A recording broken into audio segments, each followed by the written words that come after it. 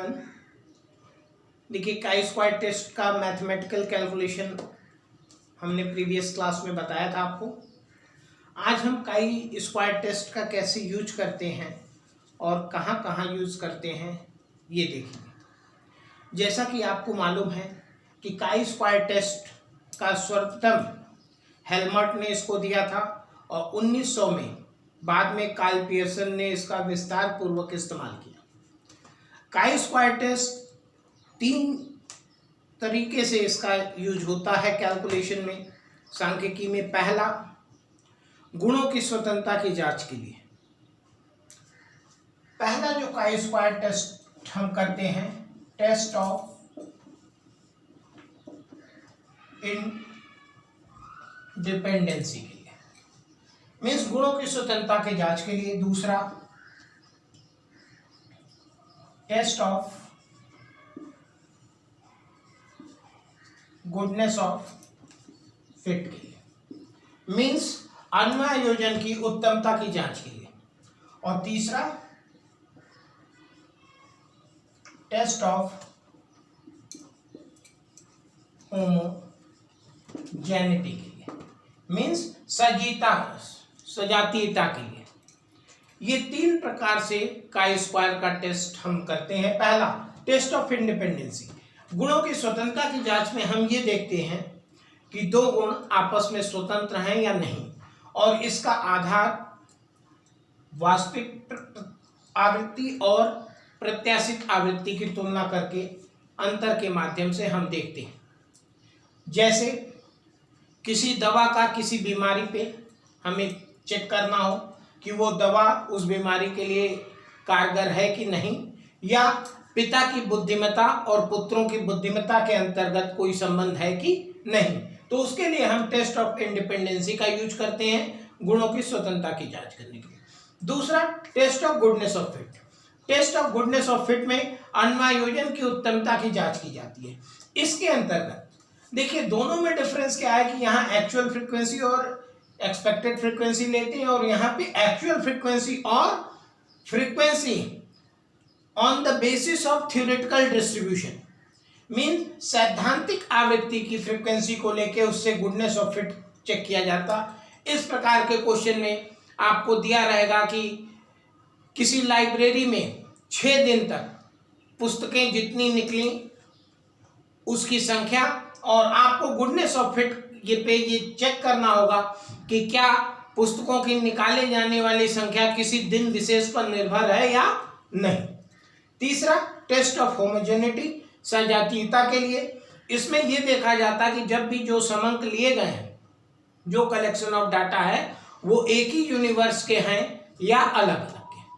तो इस 3 प्रकार से हम काई स्क्वायर टेस्ट का कैलकुलेशन करते हैं। हम तीनों को 1 बाय 1 पढ़ेंगे, लेकिन इससे पहले मैं आपको कैसे काई स्क्वायर टेस्ट यूज करना है, सर्वप्रथम प्रश्न में आपको ये चेक करना है कि total number of n 50 plus होनी चाहिए। मीन्स काई स्क्वायर टेस्ट के लिए जो आपका डाटा कलेक्शन है वो 50 से ज्यादा होना चाहिए। और दूसरा कि जो भी अल्टीमेट क्लास फ्रीक्वेंसी है वो 5 प्लस होनी चाहिए। मीन्स अगर हम 9 स्क्वायर टेबल की बात करें तो अल्टीमेट क्लास फ्रीक्वेंसी क्या है, 4। तो वो चारों फ्रीक्वेंसी कोई भी कॉलम की 5 से कम नहीं होनी चाहिए। अब यहां पे हम ये बता दें कि अगर किसी में क्लास फ्रीक्वेंसी लेस देन 5 है तो हम येट्स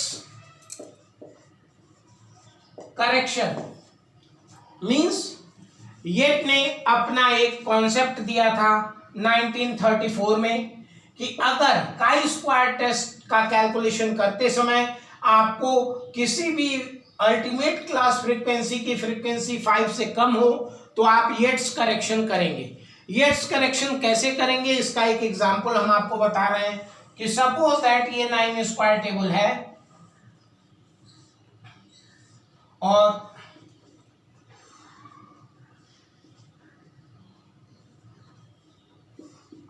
ये क्वेश्चन है आपका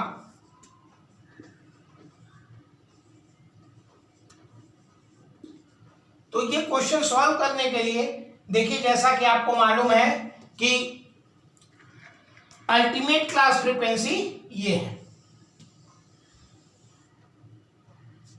इसमें से किसी की फ्रीक्वेंसी 5 से कम नहीं होनी चाहिए, नहीं तो काई स्क्वायर का जो रिजल्ट आपका आएगा वो ठीक नहीं आएगा।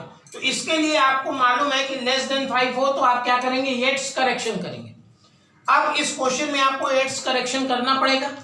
येट्स करेक्शन के लिए आपको क्या करना है कि जिस कॉलम की फ्रीक्वेंसी सबसे कम है उसमें 0.5 को आपको ऐड कर देना। मींस कि आप नया 9 स्क्वायर टेबल बनाएंगे आफ्टर येट्स करेक्शन।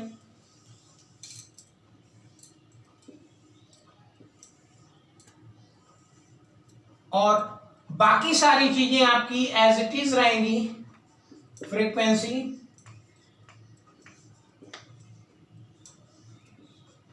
केवल अल्टीमेट क्लास फ्रीक्वेंसी जिसमें 5 से कम है फ्रीक्वेंसी, वहां आप 0.5 को ऐड कर देंगे। मींस 4 है तो येट्स करेक्शन के बाद 4.5 हो जाएगा, तो बाकी फ्रीक्वेंसी आपकी उसी बेसिस पे सारी चेंज हो जाएंगी।